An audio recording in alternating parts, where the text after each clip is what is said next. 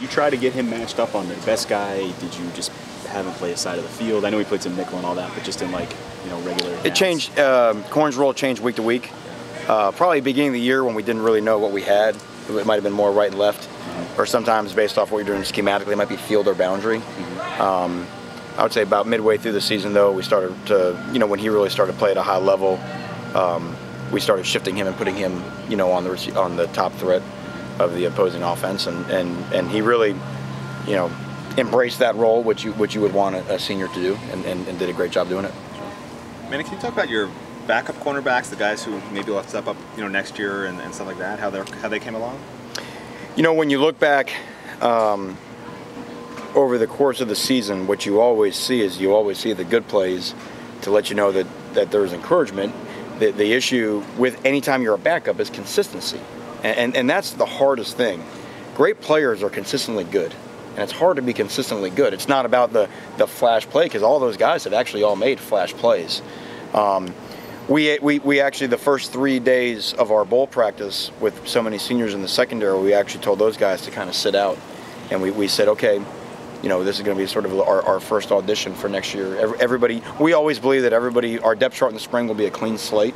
What happened this year will not matter anymore at every position on defense, and so we really wanted those guys to, take the initiative and say, okay, you know what, I understand these guys are walking out the door at corner and safety, and I've got to step up to take their role. So that was just a little, mini, morsel of an appetizer, but that's what this going to be, obviously be a big part of the spring. When you have guys like, like your linebackers, freshman All-American, types, is recruiting harder or easier at that position? Harder because, obviously they're there for another couple of years, but easier maybe because some kid might think, I might be better than them, and if I am, then they'll play me.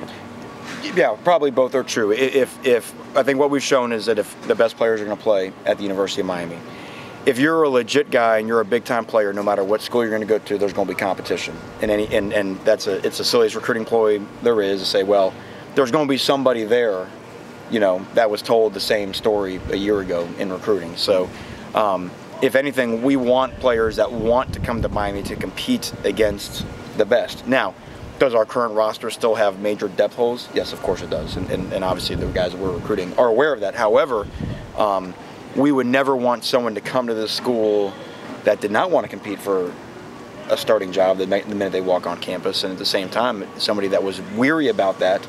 In my past, the recruits that ask you too many questions about the depth chart, sometimes that is a red flag, because at the University of Miami, the expectation is we should have great defensive personnel that brings out the best in the guys that are here. Manny, how much do you want these guys, I know you're not the head coach, but how much would you like them to have a good time? It's bowl week, and just buckle down, it's business. Yeah, bowl games are always a combination of business and pleasure. I think generally speaking, the way that the week goes, when you first get there, you have a chance to sightsee and do all those type of more social events. And as the game gets closer, it's time to lock in. That's why a lot of our preparation, really by tomorrow's practice, we should be ready to play the game. So what you do is you go to the bowl site and then you just kind of review the game plan, which has really already been established in our days that have been here. The oddity of having Christmas Eve and Christmas while we're there, which is a little bit of a different dynamic. So really, by the time you get to the 26th, it's time to go. You're 2 days out from the game, and I think our guys will be locked in, ready to go.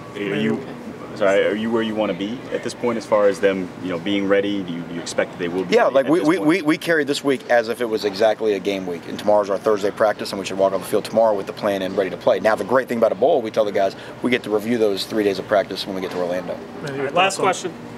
Your thoughts on Shelton Gibson and the challenges that he presented? He has run by everyone that has played against him this year, and we've told all of our DBs, the guys he's running by, we're told he ran by all the guys they had last week. So his speed is really frightening, and the quarterback does a good job. He throws a good deep ball. We can't simulate that in our practice. We can't have it. Certainly with our scout team, we don't have a guy that can just blow by our guys the way that he can. So not just in terms of what he can do down the field, but then after the catch issues.